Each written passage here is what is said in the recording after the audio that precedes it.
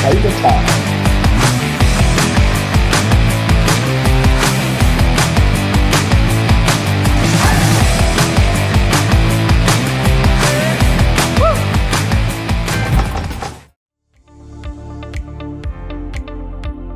Hello and welcome to this episode. It's been a while. Little breathe. It's been a while. Welcome, Tsepo. I'm back. Welcome to this week's edition of It is Chaile Time. I'm back. I haven't seen you for ages. Come, let's go. Hello and welcome to this week's episode of Chaile Time. Toby, how are you? And how you've been? Tsepo, I'm doing very well. I've been extremely busy. I've sincerely missed you for the last, I don't know how many Chaile Times. You were just so busy. I haven't seen you for Chaile Time for like probably more than a month. The voice and the laughter of Chaile Time is gone. I think the people are missing you, man. So how you've been up to? I've been busy. I was also thinking of getting accommodation in KZN because Yes, you're in KZN a lot. I was in KZN a lot, but yeah, I'm back now and still busy even here in Gauteng. Yeah, listen, yesterday, né? You had the CCMA. Yes. What happened? We need to talk about that case. There's a bit of a small issue here. I like what you did, but there's a small issue here. Okay. So what happened yesterday? Okay, so... But don't say the company's name. Yeah, what happened is... there's been a Section 189 retrenchment going on, you know? So there's a big company and there's sub-companies underneath that company. So the two ladies were retrenched from two different companies, but under one umbrella. Well, I was only aware, I'm aware of the case because Yes. I initially sort of consulted their seniors. Yes. I was only aware of one retrenchment. Apparently the other person accepted the job, but now you say it didn't happen that No, way. they didn't. They opened. So it was the same time, Okay? same CCMA, Two cases. two cases. Same time. Same time. Okay. So I just approached the front desk and asked, because there's only one TEPO Yeah. and there's two cases at the same time. And then because now I've read the set-down notice, they all talking about the same thing. Yeah. Then I asked the front desk to say, can we... Oh, let me just one step back. There was a witness from the company side. Yeah. So I'm like, you know, when you get there, are they here? Mm-hmm. And they're like, yeah, there they are. And they were chatting. Yeah. Then I'm like, okay, this is good because now they are there sitting together. So I asked the front desk if we can do this with the same commissioner at the same time. And the commissioner was handed the file, and then the commissioner asked them, are you comfortable with us combining, not really combining, but dealing with this Simultaneously. yes, Yeah. because it's the same It's the same issue. it's the same issue. And relates to the same incident. Then they agreed. And then she explained to them the process of conciliation. Yeah, it was only conciliation. Yes. So she explained the process and then they agreed that they worked for the same company. I didn't say anything. I only said... That's the issue in this case. Anyway, yeah? I just said that, and then she looked... But I did that deliberately because I saw them, they were so comfortable with each other. So you're not completely innocent. You're like the devil. You're like, I didn't tell you to eat the fruit, but I did tell you that if you do eat the fruit, you'll become wise. So when after the commission explained, said, should we not Resolve. Oh, then this matter is going to go to the labor court. And I kept quiet. I didn't say nothing. I didn't say nothing, you see. And then that was it. We couldn't resolve, and then that was it. A certificate of non-resolution was issued. But now the issue yet, Tsepo, is now the commissioner is correct, but the problem is I don't think the commissioner really appreciate the truth here, what the real situation is. Because Section 191 of the Labour Relations Act state that, among other things, that if an employer employs more than 10 people and they consult and retrench more than one person, then the CCMA won't have jurisdiction to arbitrate. And it's based on that provision that the commissioner obviously said, listen, there's been 2 retrenchments, you guys must go to the labor court. Now, normally, employers like that situation because, look, labor court is time consuming. It takes like 3 years of your time, and you need to appoint a lawyer and an advocate, and some suck. It costs around about 200,000 rand for an employee to fight that case. So most of the time, if the CCMA throw the case out, that will be the end of the matter. So the employers typically prefer this kind of game they play. But the problem here, Tsepo, now these two companies we're talking about, now they are falling under, they sort of merge.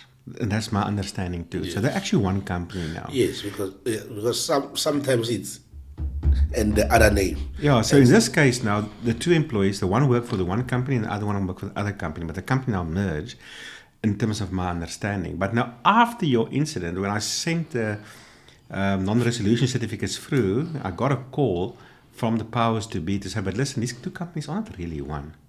They're not legally one. They just work in the same offices and there's this impression they're one, but they're not really one. Now, I didn't know that either. I thought they merged, legally, but it's not happening apparently. So there's this practical illusion that they are one, but they are actually very separate entities. Now, that means that the CCMA do actually have the jurisdiction to arbitrate, but now the employees, you see, we play to the theater. That's why I say you didn't say anything. They said that. Yes, they said that. They were chatting and talking about the organogram and everything. But it's because they had the impression, they fell for this illusion it wasn't really created as an illusion, but that's what it is, you know. They were under the understanding that the companies are one, you see. So they were not legally represented and legally trained in terms of legal argument to pierce that corporate veil as to what is really going on there. If somebody like myself had to consult him, would have asked him, go make sure that you know who the company really is. Are they really together or is it separate? Ask them for the CIP certificate to see if they're both separately registered still or not.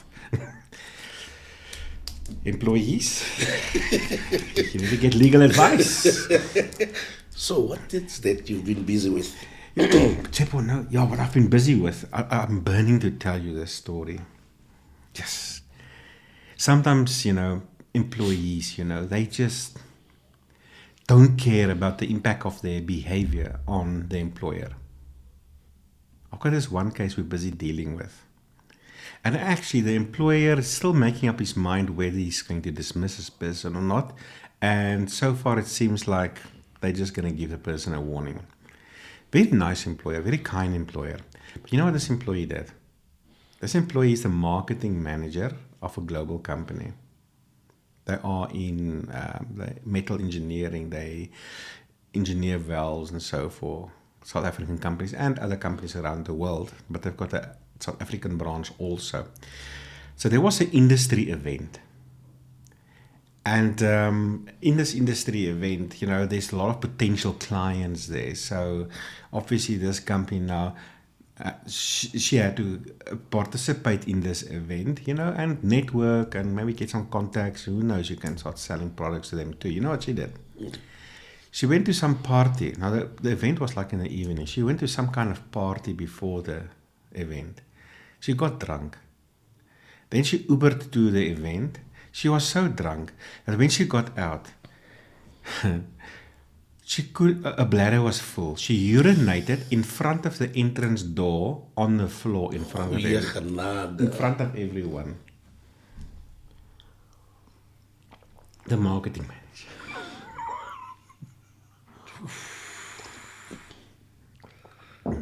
Why did she force to go there? Well, she knows that. Sy is lekker gedop. Sy is lekker gedop. Dit is so sin. Ja, nee. So what now? We're busy with the investigations, and I had a consult with the CEO, and he doesn't want to dismiss her. He just wants to maybe give her a warning or something. They're very kind people. Lately we are dealing with... They're very nice people, but I'm just like, fire ass, what's wrong with you? I'm just so shocked. I'm like, seriously? She pee-peed on the floor in front of the main entrance door. Lately we are dealing with nice people.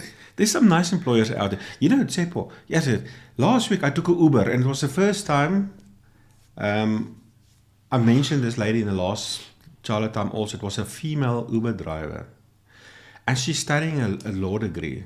She's basically she's going to do articles now, And then she asked me what I'm doing and whatever. And at some stage, I mentioned that I'm part of her employer's organization. And she was just like, she can't believe there are people actually fighting for the interests of employers. Oof. And she's got this idea that employers are these malicious, devious people, you know. And she's right, some of them are. She reminds me of, it was 2015, if I'm not mistaken. The CCMA, you used to send me to those CCMA one-day course when I was starting this journey. So it was in Brett's.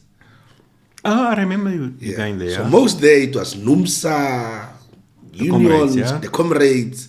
But now I'm like this, and then I mostly represent employers. Yeah. So every time they say employers are cruel, I'm like. So yeah, everyone. But payday they're not cruel. It's nice. Payday they are not cruel. It's nice to see the money coming. Ka-ching. So everyone has got that perception. So yeah, I'm like, employers are cruel, but look at the marketing manager. I'm like, just pissing on the ground. So I think there's truth to that on both sides, the labor side and then the capital side. We are human, and we mess up. At the end of the day, the courts are saying the workplace is the coming together of both parties serving their own interest. Yeah. It really is, in principle, in its foundation, that's what it is, But anyway, today we're dealing with, actually, somebody in Chaile time asked us to do a podcast on depression. So we are dealing with depression as a defense. Depression as a defense. Depression or mental health? Well, by dotted line, I think it's supposed to be the same thing. Mental health, I must be careful what I say now because, I don't want to say that depression is necessarily the most prevalent form of mental health, but depression is very prevalent. In this specific case we're dealing with today is depression, but at the end of the day, mental health, I suppose. That's a broader subject here. Okay. But this... the question really is, to what extent can people hide behind their depression to protect themselves from the consequences of their own misconduct? And a lot of employers feel, those people, they're always claiming depression when they steal or not coming to work or being late. Let me just take a sip of my coffee because it works me up, no? So, you're talking about hiding. What if they are really depressed? Tsepo, and yes, we're going to focus today on a labor appeal court case, Legal Aid versus Ocker Jansen, that deals with depression versus misconduct. We're going to deal with that.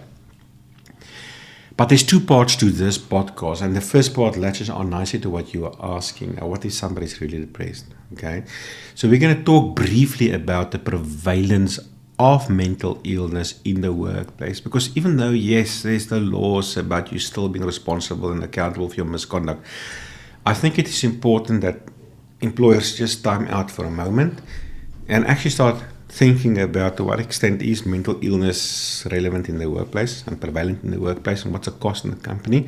A lot of these costs you don't necessarily even realize it. And I think there's a beautiful story that made me think about this too. One of our clients actually phoned me, this was probably 4 months ago or so, phoned me and said, listen, Toby, the CEO phoned me, you went through their sick leave reports for the last 3 months. There's a huge uptake in sick leave. It's been more than it's been for the last 3 years. So for the last 3 months, the sick leave usage for staff has been more than the last 3 years. And obviously, like many employers are, I need to come sort this out. Sick leave abuse, what's wrong with these people? Why do they're probably just buying fake notes or whatever the case may be. So I actually stopped out and I said, listen, sir, have you ever considered maybe your staff are sick? Maybe it's real. Yeah. And the reality of the matter is, this rat race we all are in, this race is getting faster and faster and faster, and the income we have does not keep track with inflation, and many of us, we struggle to make a living. Life is an issue. In the Ramaphosa economy. Tsepo, this is not a political platform. It's not, yes, it's not, but it's true. Anyway, Let's proceed. I think the potholes I just read yesterday at Praza. Was it yesterday? Last night I read in the news. I don't know if it's true, but that's what the news article said. That I think from doing like 45 million commuters per month or something like that, now it's nothing. So the whole public transport, private commuters and trains completely fell apart. Just like many other SEOs to some degree now. South African Airways and Eskom and all these things, so, but you see, you're opening these doors now, we're getting sidetracked at Chaile now. So I think there's a lot of reason for us to be depressed. 100%. Okay. Anyway, but the reality of the matter is, on the one hand, is that depression and mental illness, and I told him, maybe we need to investigate to what degree people are actually ill. And you won't be surprised, mental illness and depression and these kind of things you may find to be very prevalent, and it's not necessarily an IR matter of coming to fire staff or just because they are incapacitated or abusing sick leave forms or whatever the case may be.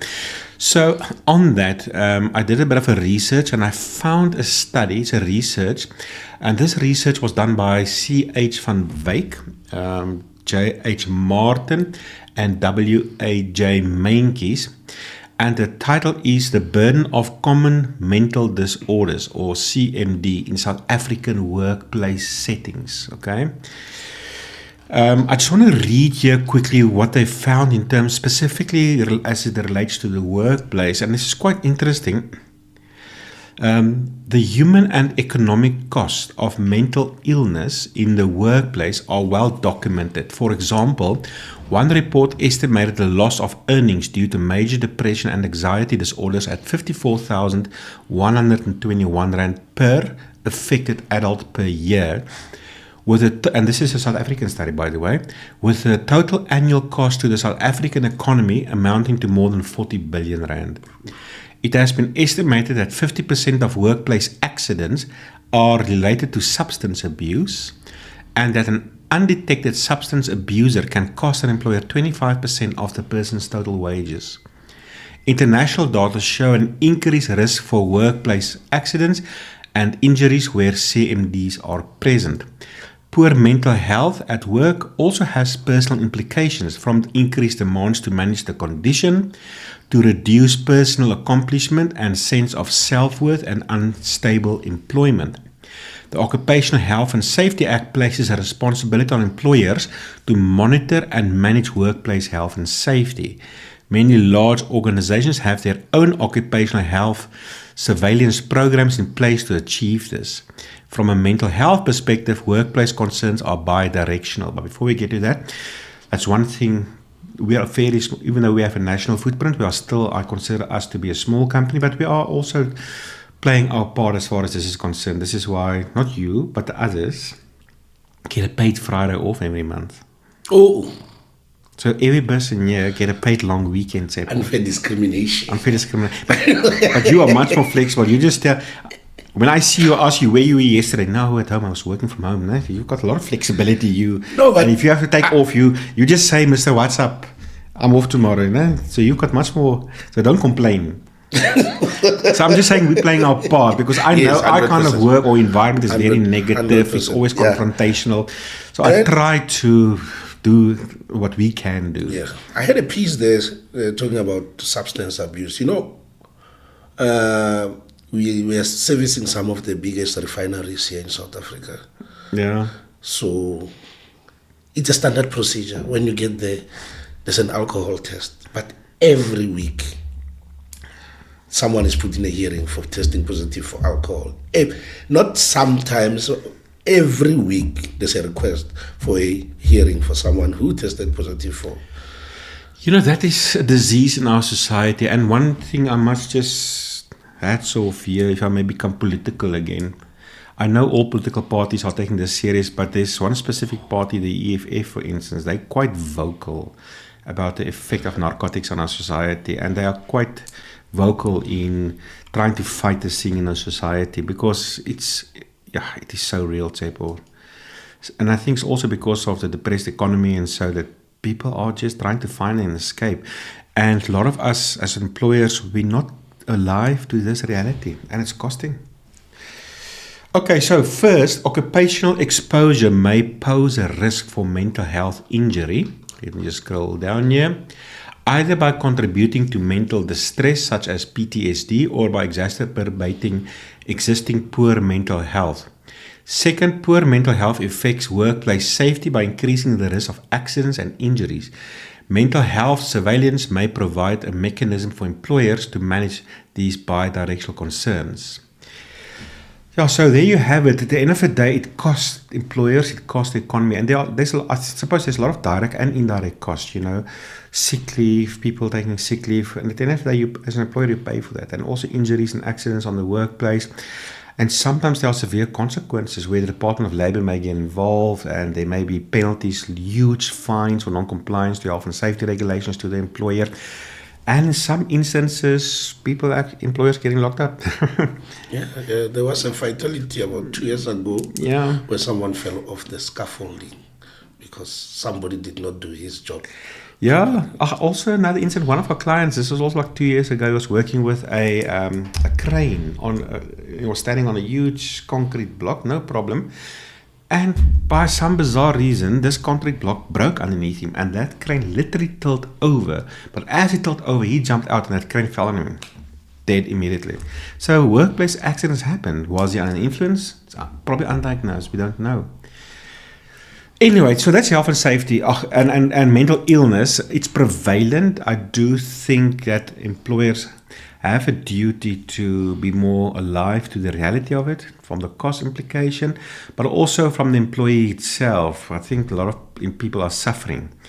And if you look at the procedure how to deal with this in terms of the Code of Good Practice, Schedule 8, subsection 10 and 11, there's a bit of investigation. It's not like a misconduct where you put somebody in hearing and dismiss a person. You need to ask questions. To what extent is this person incapacitated? Are they incapacitated? Does it need some time? Are there any alternatives? But what the problem is, Tsepo, is that a lot of employers deal with this of this person is now becoming a nuisance. They must get out of the door. That's where my next question is. The incapacity process is not drafted to get rid of a person. Yes, it opens that door of opportunity eventually.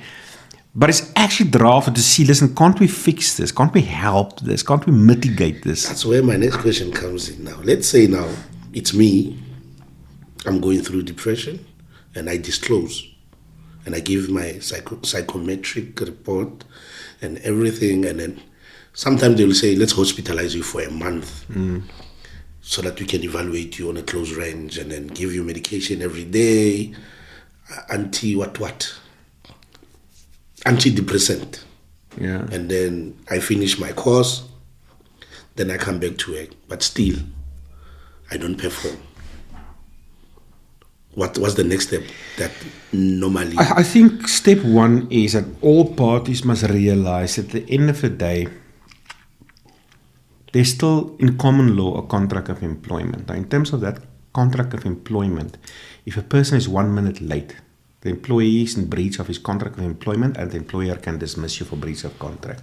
But that's in common law. Fortunately, and once again, hats off to the union movement, over decades, there's been a lot of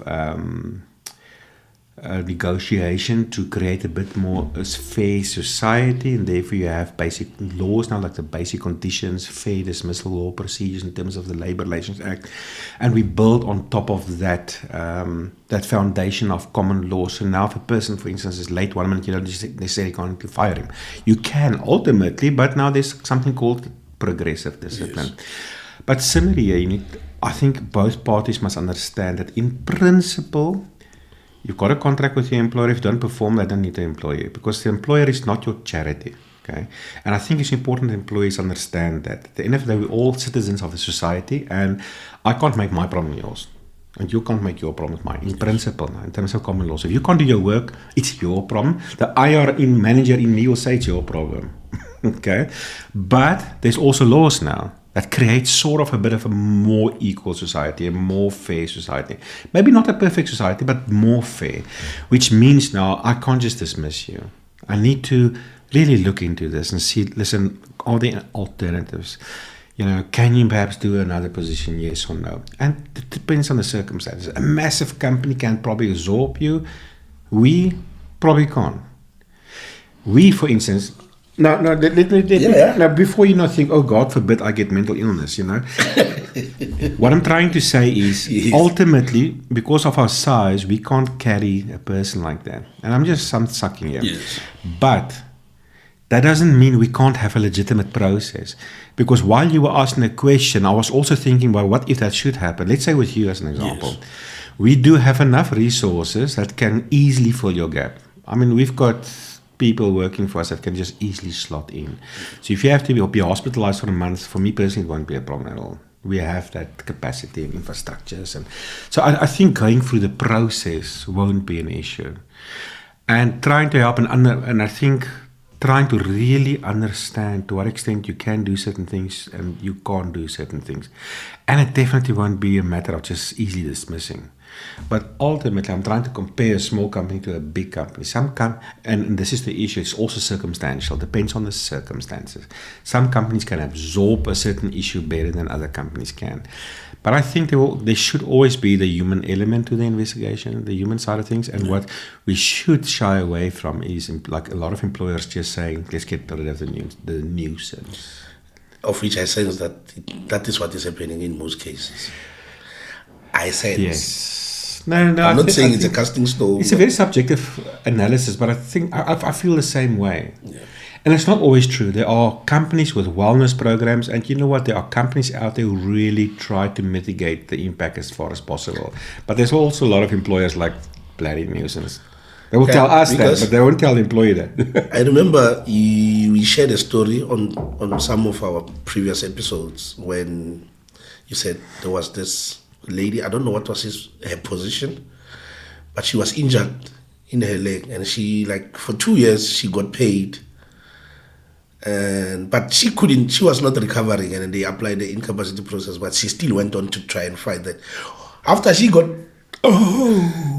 paid free monies for 2 years without waiting. She got paid from salary from the company for 2 years. Yes, for 2 years. When the annual increases came through, she got an increase. Yes. She also got double dipping, whereby she got payment from her insurance for being apparently disabled. But she still went on.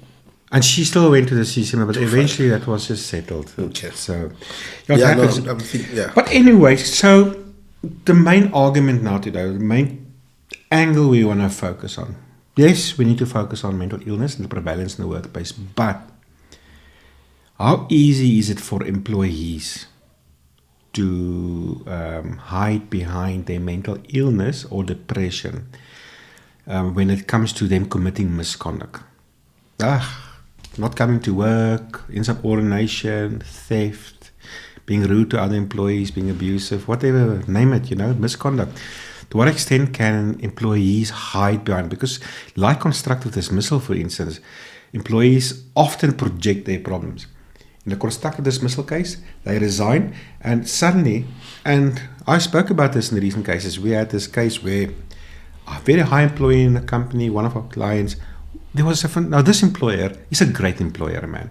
And there was a great relationship between the two. But when he resigned, suddenly he started swearing and cursing at the employer. His wife started swearing and cursing at the employer. And we're like, what's happening here? And suddenly it's this massive constructive dismissal case, but even he lost at the CCMA eventually, There was no freaking constructive dismissal.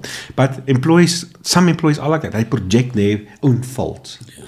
And just by the way, dotted line, in that specific case, I think it is, and this is my opinion, I'm not a psychiatrist or anything, but I do think that's a case of undiagnosed mental illness. I think there's much more here that match the eye. And for me, that is really sad because we actually have a good relationship. He's actually a very nice person. So something mentally went wrong there. But similar to constructive dismissal, automatic unfair dismissal, very easy. You commit misconduct, the employer put you in a misconduct hearing, dismiss you. Now suddenly it's automatic unfair dismissal. Okay, so now it's automatic unfair dismissal and the employer dismissed me because I was depressed. Now what employees think is,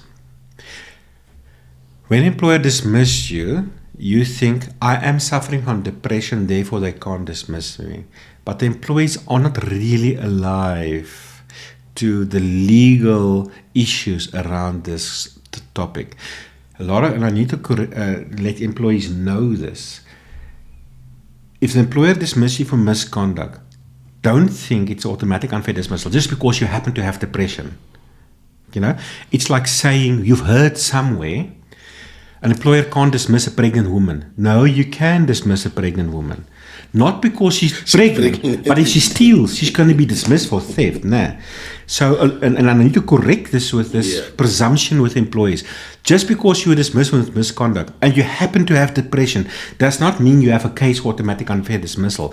Like constructive dismissal, this is very difficult for the employee to prove. Now, first of all, let's just start quickly with what is an automatic unfair dismissal. Now, automatic unfair dismissal is dealt with in terms of Section 187. So we're going to deal with the Labour Appeal Court case, Legal Aid versus Ockert Janssen. Now, obviously, in this case, it's an automatic unfair dismissal claim by the employee.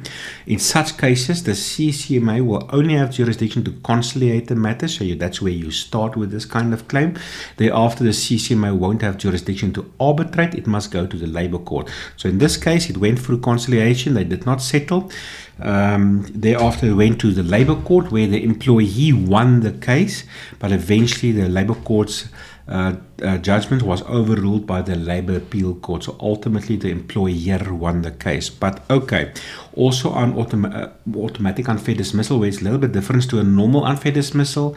Normal unfair dismissal compensation is maximum of 12 months. Automatic unfair dismissal is maximum 24 months of salary. In a nutshell, automatic unfair dismissal is based on the reason for a dismissal is related to some discrimination. Now, there are quite a few of them. I'm not going to deal with all of them. I'm going to deal with the one specifically that was cited here. In terms of this case, Section 187, subsection 1F. Okay, so a dismissal is automatically unfair if the employer, in dismissing the employee, acts contrary to Section 5, that is of the Employment Equity Act that deals with discrimination. If the reason for the dismissal is, and then there's A, B, C, D, E, F, G, H. So we're just going to deal with F in terms of what this employee claimed. That the employer unfairly discriminated against an employee directly or indirectly on any arbitrary ground, including but not limited to race, gender, sex, ethnic or social origin, color, sexual orientation, age, disability. This is the one, depression now, né? Religion, conscience, belief, political opinion, culture, language, marital status, or family responsibility. So that's just the legal framework. So what happened in this situation is this employee worked for Legal Aid and was a paralegal, okay? And so at some point, he divorced from his wife, so he had some personal issues in his life, and he started falling into depression. He went through, I believe, he joined a wellness program, and he had some psychiatric assistance, and there were reports about him being depressed and so forth, and it was duly submitted to the employer. So the employer was aware that he's got a mental illness and he's suffering from depression and so on and so forth. At some stage, the employee absented himself from work for a fairly lengthy period of time without permission, without phoning the employer to arrange him being off, communicating. And then very interesting is at some stage, one of the employees attended to a CCMA case. And lo and behold, he found the employee at the CCMA while he was not at work. They don't really elaborate in terms of why the employee was at the CCMA at that stage, because at that stage he wasn't dismissed yet, so I'm not entirely sure. But anyway, the employee, the employee representative then approached the employee, said, "Hey, listen, Sunshine, what's happening? Where are you? Why are you not coming to work?" And he was quite rude to this representative of the employer, basically saying, "Listen, I have no intention to come back to work. I'm just waiting for my dismissal notice." And he was quite verbally aggressive to this employer, this other colleague of his. But eventually the employer, like I suppose any other company would do, is they draft a notice to attend the misconduct hearing, and they'd actually sent another employee to deliver it to him personally at his home. There was a bit of a whole ordeal at his home also. The employee gave a medical report to the employee to say he's mentally not well, and he stated he doesn't feel well, but he was also rude and grossly disrespectful towards an employee. And at the end of the day, they charged him for unauthorized absenteeism and insolent and insubordinate conduct and so. Okay, so he was subjected to a hearing. I believe he did actually pitch for the hearing. And the Labour Court took a bit of exception here because, first of all, the chairperson, she closed the door towards incapacity because the employee submitted a psychiatric report speaking about his depression and so on, and she just said, listen, I'm here for a misconduct hearing. Basically, you know what, I'm not going to open the door of opportunity for you to start talking about depression, because she felt it would have been unfair towards the employer also. But the Labour Court basically then elaborated on the legal principles. They said, look, just one step back. At the Labour Court, now remember this, with the automatic unfair dismissal, the onus is on the employee to prove on a prima facie level his or her case that he was automatically unfair dismissed. So in the Labour Court, the employer felt, listen, the employee did not actually prove his case, and therefore they're going to withdraw from their argument. So they're not going to give any arguments or evidence because there's nothing to answer in their view. The Labour Court took exception to that. They are basically saying, look, first of all, the employee needs to prove that there's a link between the misconduct and the person's depression.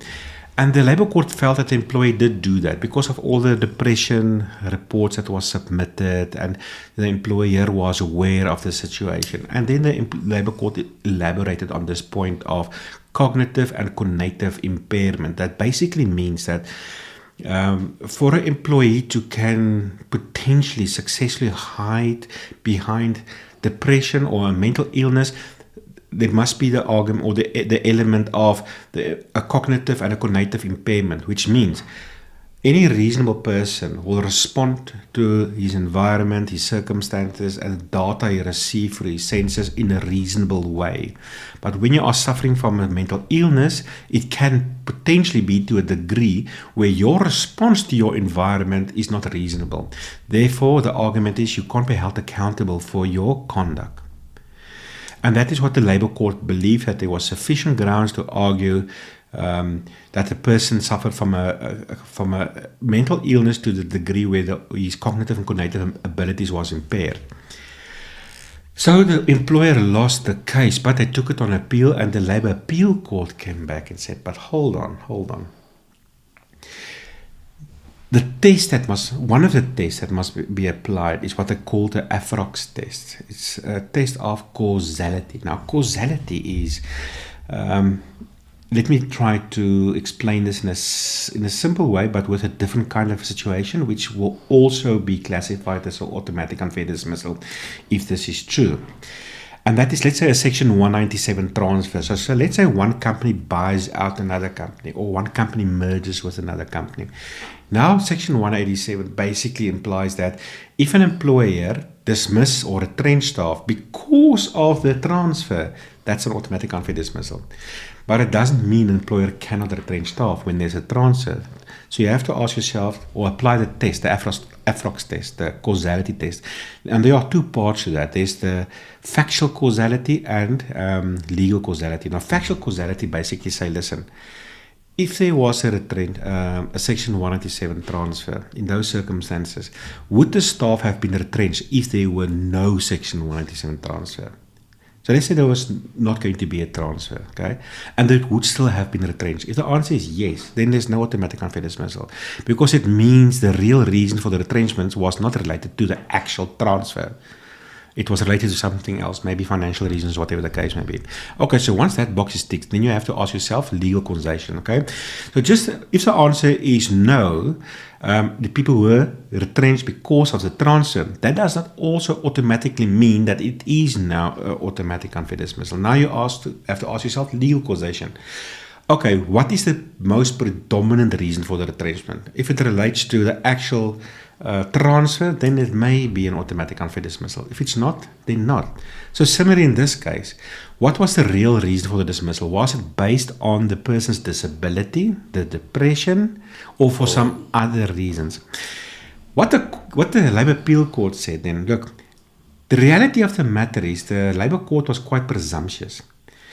The employee actually did not prove that there's a link between his depression and his misconduct. And even when the psychiatrist, who was a witness by the way, were asked, do you believe that there's a link between his mental situation, condition, and his misconduct? She couldn't confirm it. And this is a thing about incapacity, because the Labour Appeal Court also highlighted the fact, but listen, he's working. He actually received a promotion fairly recently before his dismissal. So, and he confronted the one manager at the CCMA. Surely he could have picked up the phone and asked for permission to be off, or send an email or something. So he didn't actually make out a case that he's incapacitated. And I'm just now learning from this, and I'm thinking if I had to consult an employee, I will tell him, listen, yes, you claim now automatic unfair dismissal. Are you saying you were incapacitated to the extent you can't work? And if you say yes, then why were you at work? Generally speaking now, you were still promoted. Surely you can pick up the phone and say, hey boss, I can't come to work, I'm ill. So the Labour Appeal Court said, but listen, Sunshine, you didn't actually prove, and your psychiatrist can't prove, that the reason for your misconduct is that because of you are cognitively and cognitively impaired to the degree where you can't be held accountable. And the second part is the employee must prove that he was dismissed for this depression, where it was clear he was dismissed for the misconduct. This sounds familiar, eh? So the company won the case. Why you say it sounds like familiar? No, it sounds familiar to a hearing that I once chaired, because it went through. I think we spoke about it in the past in our Chaile time. So towards the end, the employee kept on saying... End of what? Towards the end of the hearing. There was a hearing, Yeah, okay. There was a hearing, but the employee kept on hammering on the fact that I'm taking medication, I'm not in the right state. Even on the day of the incident when I was banging the walls, I was not in the... Then I'm like... Oh, I remember the case, yeah. Yes, then I'm like, maybe one should apply their mind into the incapacity process rather than misconduct. But also it ended up being like that, whereby there was never a link. I remember, look, in my view, the commissioner said that it wasn't necessary. Yes. The person clearly committed misconduct. But I still think that your approach was correct. All you did is there was a misconduct hearing, and when the employee started raising the incapacity, the depression flag, you just caused a pause on the process. Let's just venture into this. Just check this out. Let's look this out. To test the waters. Just to test the waters and to say, employee, why are you saying that? And to see if there's really a legitimate ground for incapacity here. And it was found not to be the case. You continued with misconduct and dismissed a person. Yes. Ultimately, we won the case at the CCMA also.